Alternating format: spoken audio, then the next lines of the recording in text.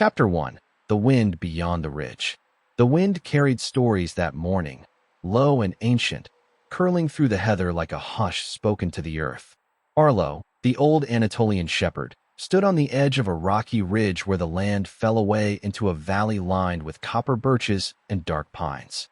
His great paws were planted in the frost-creased moss, and his heavy coat lifted faintly in the breeze like river grass under slow water. He didn't move. Not yet.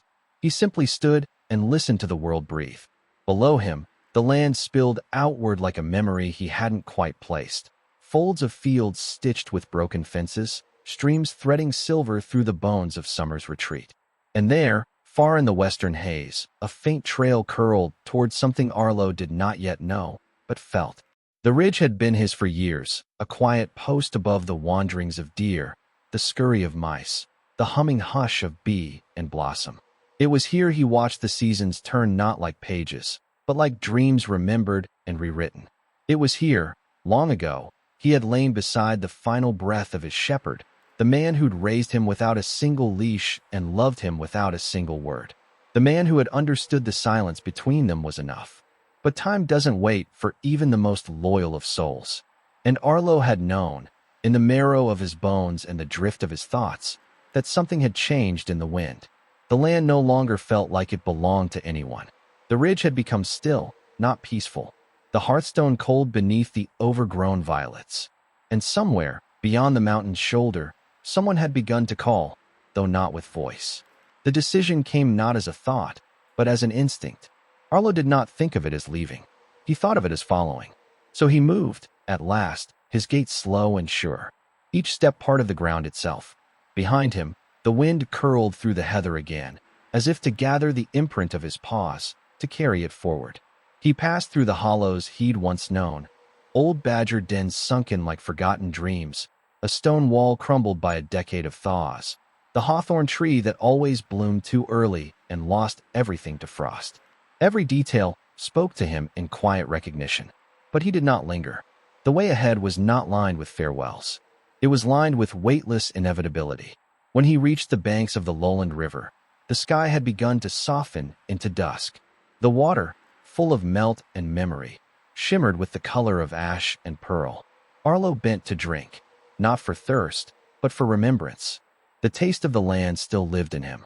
Beyond the river, the ground grew wild again. Taller grass, uncut and bristling. Ferns the color of bruised copper. A fallen fence whose wooden slats sang in the wind. Here, Arlo paused, not to rest, but to sense. In the depth of his chest, a pull. It was not direction, not destination. It was presence. Night arrived with no ceremony. Only the hush of wings overhead, the flicker of stars made timid by mist. Arlo made a nest of earth and leaf beneath an ash tree whose limbs bent like old stories. He curled inward, not from cold, but from thought. In dreams, he remembered. Not his youth. He had no need for it. But moments, a child's hand brushing his ear, a fire crackling behind old boots, a winter wind that smelled like cinnamon and snow, all passed like leaves across water. When he woke, the dawn was pale and waiting, and Arlo walked on. Chapter 2. The River Without Bridges. The morning sky was hollow and gray, like a shell left behind by something that had once sung. Mist clung low to the earth, curling in the tall grass, hiding the hollows where rabbits still slept. Arlo moved through it without hesitation, his broad form silent, his coat damp with the breath of dawn. Each step pressed gently into the soft loam of the valley floor. Before him, the land unfurled in wide, slow waves, meadow and grove, crag and shadow, all leading toward the hush of water. There, ahead, was the river, not a wide river, nor deep, but restless. It ran as if it carried the weight of secrets, its currents folding over one another like thoughts too long unspoken. There was no bridge, only a tangle of roots, slick and dark at the edge, and the far bank, veiled in reeds and silence. Arlo stood at the edge and listened, not for sound, but for truth. This river had no name that he remembered. It had been there always, like the stars, like the ache in his bones, like the echo of his shepherd's scent in the back of his mind. Long ago, he had crossed it beside the man, when the river was low and the sky was warm and filled with birds. Now it ran higher, deeper, swollen with the burden of unseen rains. He did not fear it, but he felt the gravity of it. Some crossings are not about danger, they are about change. The mist lifted slowly, like a veil drawn from the eyes of the earth. On the far side of the river, the land changed character. The trees were older there, twisted and tall, their trunks wide enough to hold stories. The air shimmered faintly with the scent of pine and distant firewood. Somewhere far off, a fox barked, sharp and sudden, then vanished into the hush again. Arlo stepped into the water. It was cold, icy, but not cruel. The current pulled at his legs, but his frame was strong, rooted by years of stillness and movement both.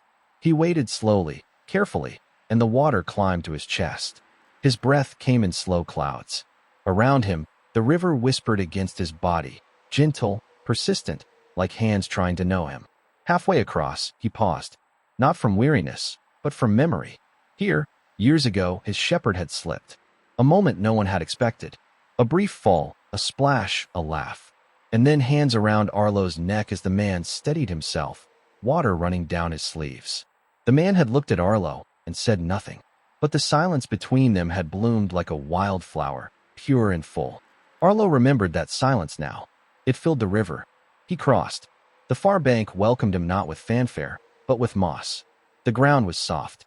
A pine cone rolled under his paw. The trees seemed to nod. And there, at the edge of a clearing, was something unexpected, an old wagon wheel, half sunken into the earth, overgrown with ivy. Nearby, the rusted remnants of a stove, forgotten under the shelter of a leaning tree. Not ruins, remnants. Ghosts of a life once lived here, long ago. Arlo sniffed the air. No one remained. But something lingered. He moved through the clearing with reverence, each step taken with the quiet of a prayer. There was no destination, only direction. He passed a fallen tree where mushrooms bloomed like pale ears. A hollow stump where something small had made a nest of feathers and moss. A patch of wild mint that stirred beneath his paws. The forest here was deeper than the one he had known. Less a place and more a memory someone had forgotten to forget. By afternoon, the sky had shifted into slate blue and gold. Light streamed in long columns between the trees. Insects drifted in that light like thoughts waiting to land. Arlo came to a place where the forest opened again, into a high glade, ringed with stones and old tree roots. He stopped, Saturday, and lifted his head. Wind moved through the tall grasses. The sun touched his face. It was here that he knew someone lived beyond this glade. Someone with hands like the ones he had once trusted. Not the same, no, but not so different. Someone who felt the pull of the world in their chest. Someone who had not yet met him, but needed to. He did not know how he knew, only that he did. And so he waited, beneath the branches of an old alder, as the sun lowered into the hills. And in the long silence, the earth breathed with him. Chapter 3. Ash in the Fields. The sky the next morning wore the color of smoke, pale, bluish-gray, tinged with the hush of something distant burning. Not flame, not destruction, but a memory of warmth long faded. The forest around Arlo stirred with the voices of birds not seen, only heard, their notes threading through the hush like fragments of half-forgotten lullabies. He rose from the bed of fallen needles where he had slept, his body slow, but sure, as though every joint carried the weight of stories. A fine ash clung to the tips of the grass, light as frost, but without the cold. Somewhere far away, something had burned. Perhaps a tree struck by lightning. Perhaps a cabin left empty too long.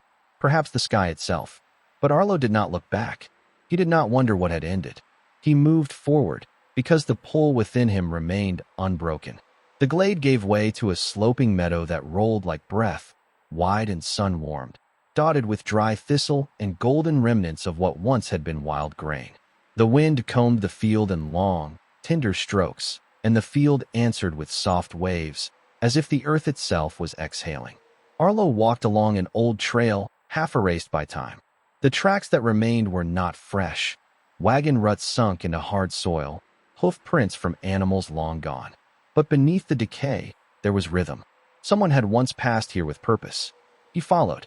Here, the world felt quieter, not in silence, but in waiting, as if the fields held their breath for his passing. As if the hills remembered the echo of pause. The sun climbed slow behind a gauze of high clouds. Arlo's shadow walked beside him, long and noble, stretched across grasses the color of old parchment. Butterflies flitted near the clover. A hawk circled overhead, its cry sharp and fleeting. And then he stopped. Before him, in the far edge of the meadow, stood a tree alone. Not tall, not imposing. A modest oak with leaves already bronzed by the early tremblings of autumn. Beneath it, a circle of earth-scorched black. Ash, the kind left behind by fire, not rage. The kind used in rituals or farewells. Arlo stepped carefully into the circle. The air held a scent of charcoal and sage. Beneath his paws, the soil was warm still. Not dangerous, gentle, consecrated. As though something had been laid to rest here, not lost, but returned. He lowered his head and touched his nose to the ash. And remembered, not a memory of his own, but one deeper, one inherited. The grief of a woman who had stood here alone. The tremble of her hand as she scattered what remained. The silence that followed. A silence not unlike his own. The tree had witnessed. The field had kept the secret. But now Arlo had stepped into it. He did not grieve. He honored. When he left the circle, the ash clung lightly to his legs like dust from an old book. He carried it forward, not as burden, but as thread. As the day unfolded, the fields grew wilder. Fewer paths, more thorns. The wind began to shift, no longer soft, but restless. It pressed against him from the west, urging him onward, almost with insistence. He crossed a shallow gully where bones lay scattered. Deer, perhaps. Fox. Small birds. All returned to the soil. Arlo stepped among them with reverence. Death here was not cruel. It was part of the story. At dusk, he reached a rise. Below it, a cluster of old buildings, long abandoned. Sheds, barns, a house whose roof sagged like the back of an aging mule. Windows broken. Vines like veins crawling the stone. He did not approach them. Not yet. Instead, he stood on the rise as the light drained from the sky. The horizon burned briefly gold, then bled into the color of ash once more. He lay down in the grass, his breath steady, his eyes fixed on the chimney of the house, where once, long ago, a fire had spoken into the sky. And somewhere in that ruin, or beyond it, someone moved. Not toward him, but not away. Chapter 4, where the light once lived. Morning did not arrive with light, but with stillness. A mist hung low and thick, pale as bone, veiling the fields and sinking into the hollows of the abandoned homestead below. The old house, broken and bowed by time, seemed to float in that vapor like the wreck of a ship remembered only in dreams. Windows without glass stared blankly into the damp. A door hung crooked, tethered by a single rusted hinge. Arlo stood again on the rise, unmoving. His breath curled in the cold air. No wind, no birds, only the hush of fog. He descended slowly. Each step into the ghost of this place was a descent into memory, not his, but the land's. And it welcomed him as one of its own, not a visitor, but a witness. The path was soft with moss and loam. Wild fennel grew in clusters near the fence that no longer kept anything in or out. The fence posts leaned like tired men, their wire rusted through. Once, hands had shaped this place. Once, laughter had passed through its doorways, the kind that floats just above sorrow. Now there was only quiet. Arlo entered through the open doorway, his paws silent on the warped wood. Dust did not rise, there was none. Only the scent of old things, pine, stone, ash, iron. The hearth in the center of the room had long since gone cold, its stones cracked but proud. A chair without legs. A table weathered by rain that came in through a shattered roof. And a coat, still hanging from a nail on the wall, threadbare and faded, but not forgotten. He moved from room to room, not searching, not scavenging, only moving, as if retracing steps that had once meant something. Each space held the echo of someone's absence. Upstairs, a window still framed the distant ridge where the wind once gathered. He paused there, watching the fog lift from the treetops. The day was forming. And then, faint but clear, he heard it. Not a sound exactly, not voice or word, but a feeling, rising from the earth like warmth. Not calling, but waiting. He left the house. Behind it, a path, barely visible, more suggestion than trail. It wound through the back fields and into the pines where light came thin and fractured. Arlo followed it, his body cutting gently through the low ferns, his breath slow, deliberate. Here, the air was full of moss and memory. Ferns brushed his flanks. Trees leaned over him like elders. And then, a clearing. Small, round, quiet. At its center, a lantern, unlit, hanging from a crooked branch. No cabin, no soul, only the lantern. And below it, a circle of smooth stones, like a place once sat upon, and sat upon often. A place someone had come to think, or remember, or simply be. Arlo entered the clearing. The lantern swayed, though no wind moved. He lay beside the stones and pressed his head to the earth. Here, he felt the presence of someone not yet known. Not seen, but real. Someone who came to this place often. Someone whose heart moved differently. Someone who, like him, had lost, but still hoped. Who, like him, waited, not for return, but for recognition. He did not know their face, but he felt the shape of their soul, and it echoed his own. Chapter 5, the one he chose. The days grew shorter after the clearing. Sunlight no longer lingered on the hilltops. It spilled only briefly across the grass in the late morning, then curled away, hiding behind a sky the color of worn stone. The wind changed, too. It grew gentler, not because it had lost its strength, but because it no longer needed to push. Arlo walked without haste now. His steps were steady, deliberate, not tired, but fulfilled. He no longer searched. He listened. To the earth beneath his paws, soft with fallen leaves. To the low call of the owls at dusk. To the frost whispering along the edges of the tall grass. And in that listening, he began to understand. This journey had never been about distance, but arrival. Not in place, but in knowing. Each night, he stopped beneath the bare limbs of trees that creaked gently in the dark. Each dawn he rose with frost clinging to his coat, his breath white and fleeting. And one morning, he came to a valley. It was quiet, not the hush of emptiness, but of peace. A narrow stream curved through its center, clear as glass. The grass grew soft here, undisturbed, a muted green. In the center stood a cabin, not old, not new, built with care, its roof strong, its windows whole. Smoke rose gently from the chimney.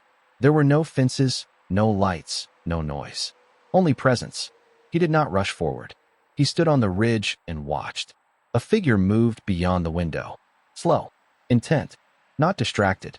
They set a kettle on the stove, tended to a plant near the sill, moved a book, lit a lantern, though it was day. Not lonely, alone, but rooted. And in that quiet rhythm, Arlo recognized something. Not a face, a heart. This was the one he had walked through ash and meadow for. The one the earth had whispered about. The one whose silence matched his own. Not perfect, not broken, simply real. He descended the slope as the wind passed once more over the hills behind him, soft like breath, as if exhaling the final word of a long, unfinished song. Closer now, the cabin stood solid against the curve of the earth. The stream murmured beside it, gentle and endless. He crossed the final stretch of grass, stepped into the shadow of the porch, and stopped. The door opened, and though he did not lift his eyes, he felt it, recognition. A stillness that deepened, not with surprise, but with understanding. No call came. No hand reached. Not yet. Because the one inside knew, as Arlo did, that this moment did not need to be named. It simply needed to be shared. He stepped forward, slowly, into the quiet warmth of the threshold. Into the home not yet his, but not unfamiliar. And as he crossed into the soft light beyond the door, he did not look back. For Arlo, the journey had always been toward this moment. Not to be found, but to choose. And now he had.